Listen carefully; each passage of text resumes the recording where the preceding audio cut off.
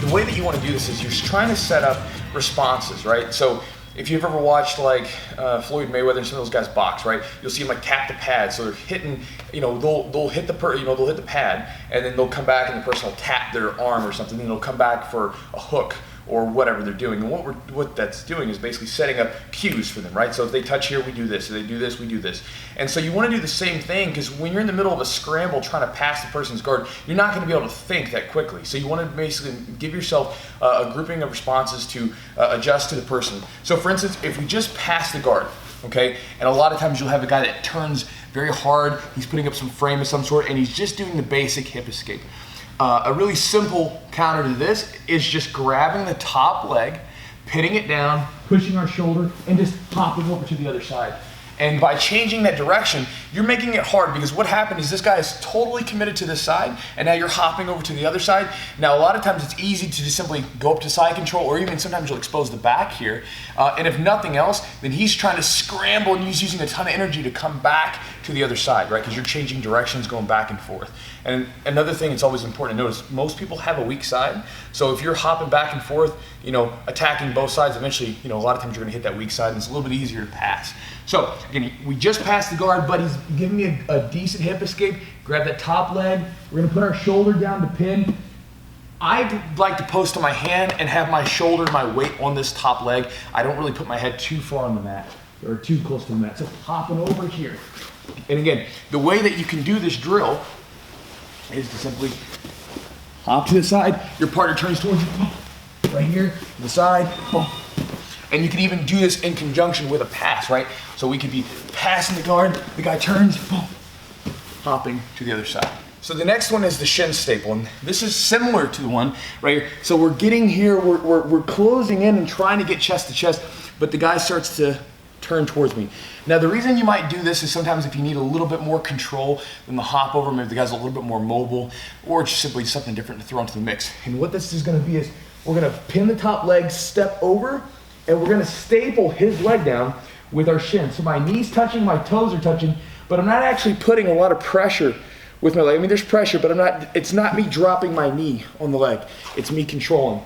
From here, we switch our grips, step over, and come around to the back, or at least as he turns back towards me, we get a decent side control position here. So again, he's turning towards me, okay? I'm here, pin the top leg down, step, and staple the legs over. And from here, I'm gonna switch my grip, going to knee, behind the back here, and then sort of a slight back step, and then turning. And again, we'll go and just do this a couple times.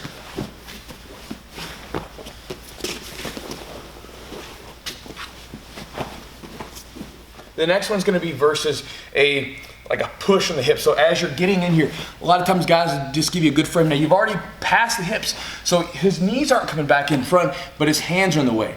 And I've seen guys try to just like grab, and eventually this will give him the time that he needs to hip escape and bring his legs back in. So instead of doing that, as soon as you feel this hand on your hip, and you're not too far up, we're still kind of towards his belly, step up, and we're gonna slide right into Kesa Gatame.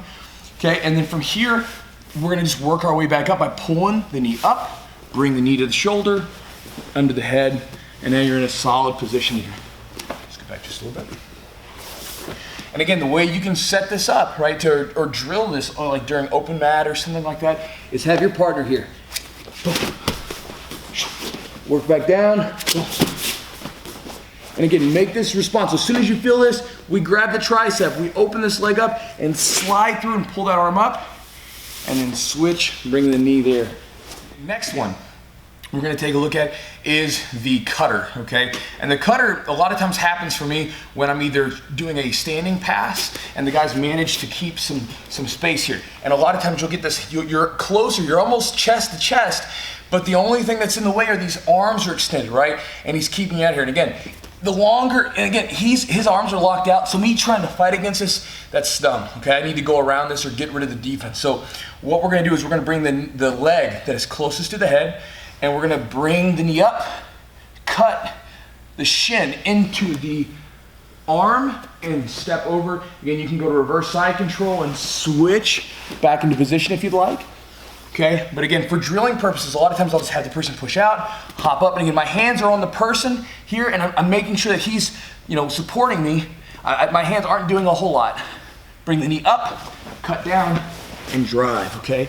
And again, you can drill this always, you know, in conjunction with a pass, right? So we can simply just, we're passing the guard, boom, X pass here, he's going, bring the knee up, and drop. And notice, when I'm doing that, my hip is dropping onto the person right after the shin cuts.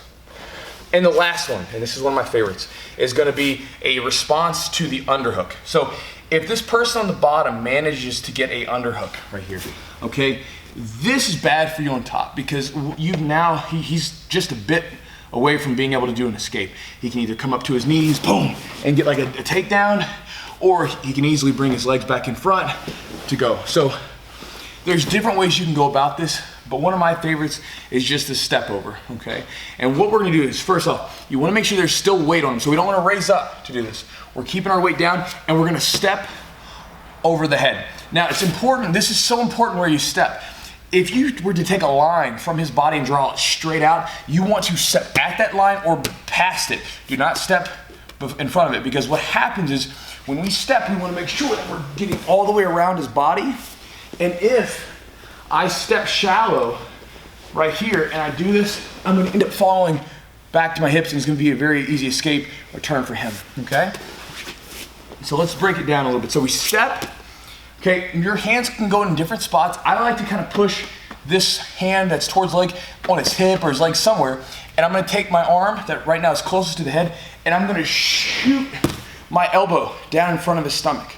And the reason that I do this is if he tries to turn as I'm going around, it gives me a good position to start setting up my back takes. So again, he turns towards me, we step up towards the head, again at that line or beyond, and again, we're gonna drive the elbow down to the mat, back step, boom. Weights on the whole time, bring the hips back in front. He turns back, boom. And again, you can just drill this, guys, just to get used to it. Boom. Boom.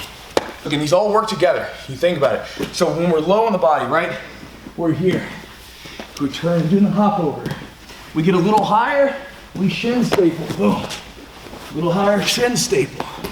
Okay, we're starting to work for the pass. We're getting a little bit closer. Switch to Kesa Gatame. We're a little high and he starts to push. Knee cutter, boom.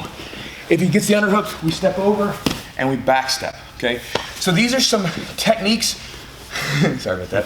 So these are some techniques that you can use to counter people's defenses, either when you're in the middle of passing or once you've established a side control and you're trying to maintain that control. So throw it into your game, and again, when you guys see these techniques, whether it's with me or whoever, because there's so many good guys out there, make sure you actually try to use them, drill them, and implement them. And so, if you see these techniques, if you like something that you watch, right, don't just forget about it. Go out to your open mats, go early to class, and start drilling that stuff. And then when you hit the mats, start looking for it, and try to force yourself to try to use some of these new techniques that you see out there on the internet, instead of just watching information, be like, oh, that was really cool, and then, you know, one ear out the other. So I'm done. Chad?